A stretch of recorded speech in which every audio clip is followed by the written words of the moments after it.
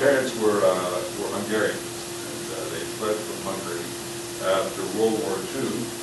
I was born in Austria, a very inconvenient time I may add, although there wasn't much I could do about it. And then we immigrated here when I was 3 years old.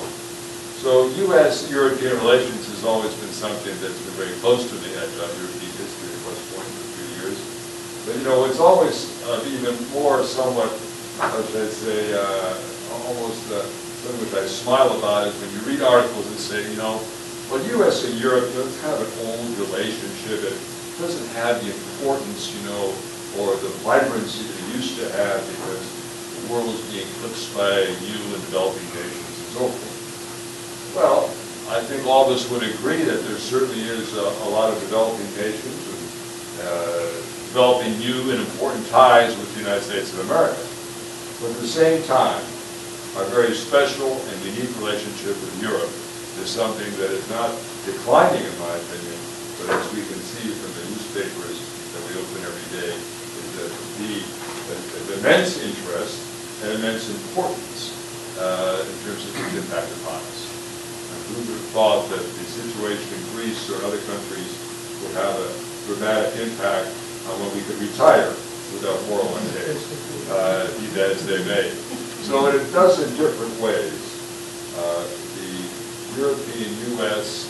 Partnership, its interdependency, is one that's very dynamic and it seems to me a very rewarding subject of your discussion, which has even more interest and importance than ever before. So I congratulate you on studying this important issue. I know you're here from many different areas. I think that's also a beauty of the whole conference. A part of the goodness of the conference is that we have the benefit in this group of having several different, sometimes I'm sure, interesting perspectives on the future as well as its consequences in the United States. So again, thank you, Ambassador, and thank you all for coming. Thank you, Consul General, for joining us. I think we'll have a wonderful 1.5 days here. We're blessed to be in Houston, where we have, I think, the second highest number of Consul Generals in the United States in attendance. So oftentimes we have these type of events. We're blessed with those Consul Generals who bring us firsthand their perspectives on the various issues that are being discussed. So hopefully we'll have a great turnout again tomorrow. So God bless you. Thank you for being here. And please feel free to follow up on a number of things. Rogelio here, Dr. Garcia-Contreras, will talk about microcredit, which I think is again one of those very innovative concepts that is changing an awful lot of things in the third world and developing countries. And that and lots of other things I think will have a lot of, a great source of change. So again, God bless and good luck.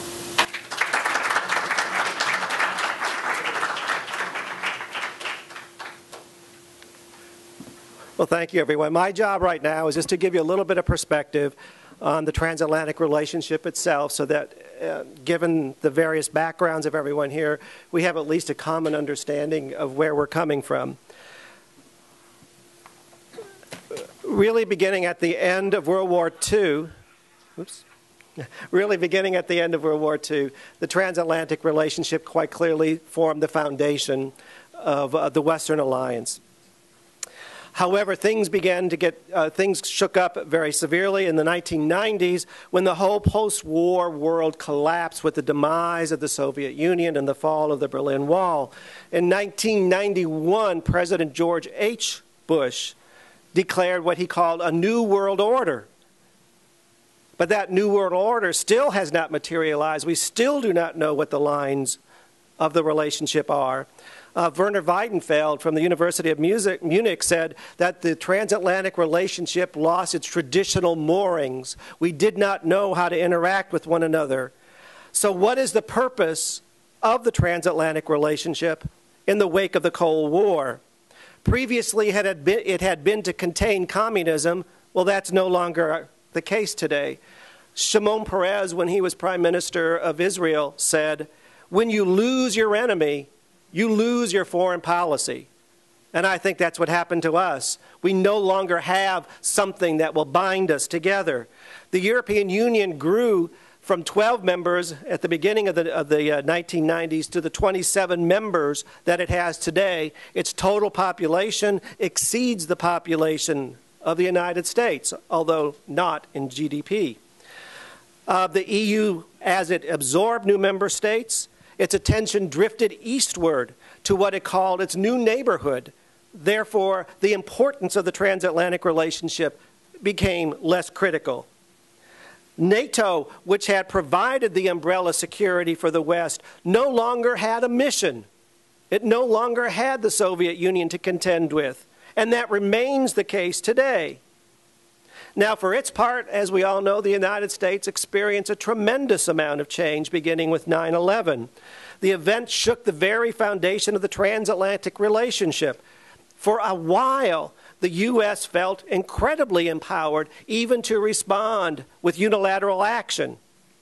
The Bush administration began to say we no longer needed to rely upon existing coalitions, but would build what he called a coalition of the willing. That is, no permanent relationships would form the foundation of U.S. security.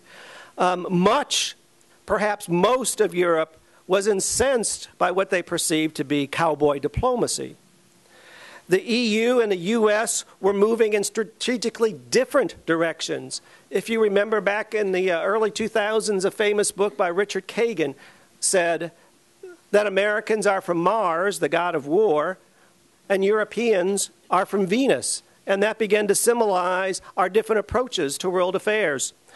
Richard Pearl, who was an advisor to the Bush administration at a conference in Berlin, said this: the EU, European Union, is like chocolate, rich, sweet, and ultimately soft.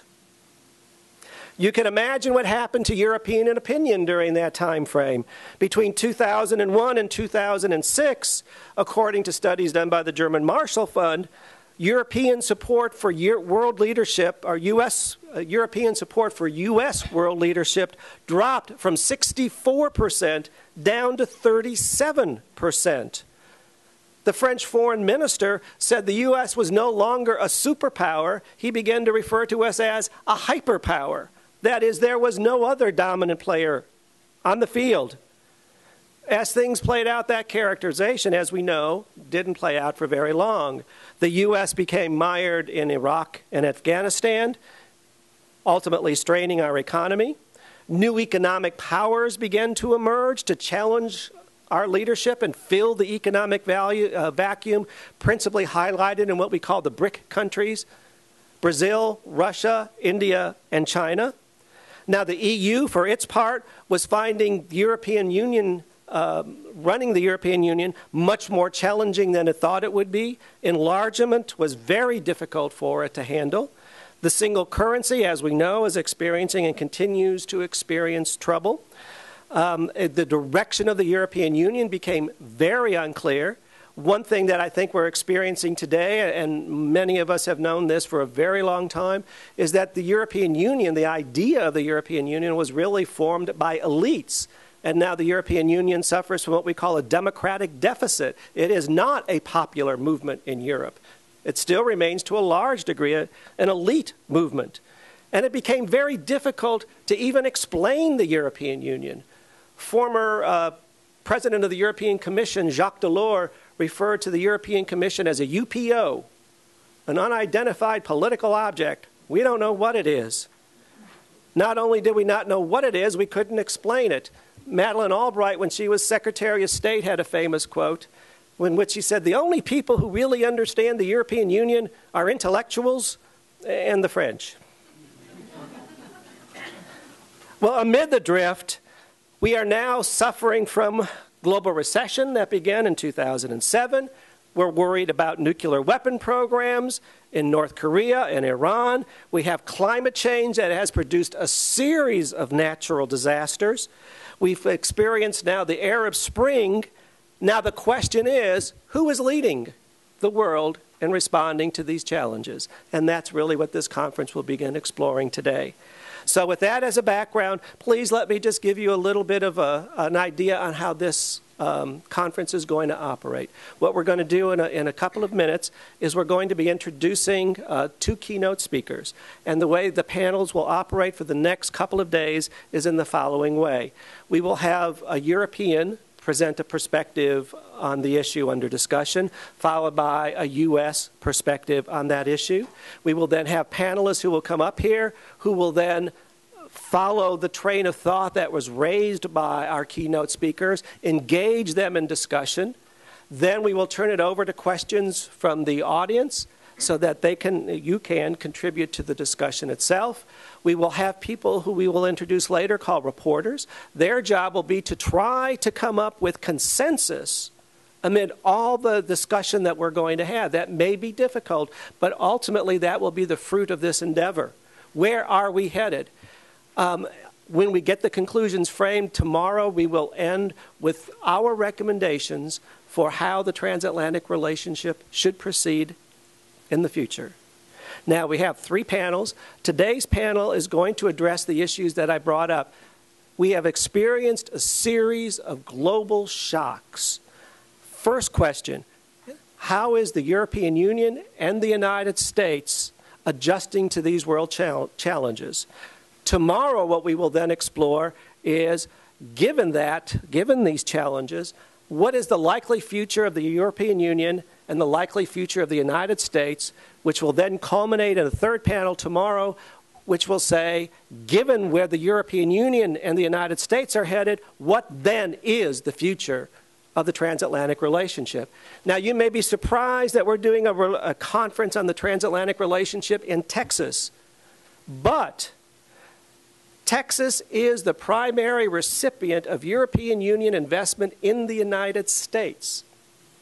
There is more European Union investment in the state of Texas than all of U.S. investment in China. But we don't know that. European Union investment accounts for 112,000 jobs in the state of Texas. That's why we need to explore that relationship here in Texas. So with that, I'll turn the microphone over to Hans Stockton, who will get us started on our first panel.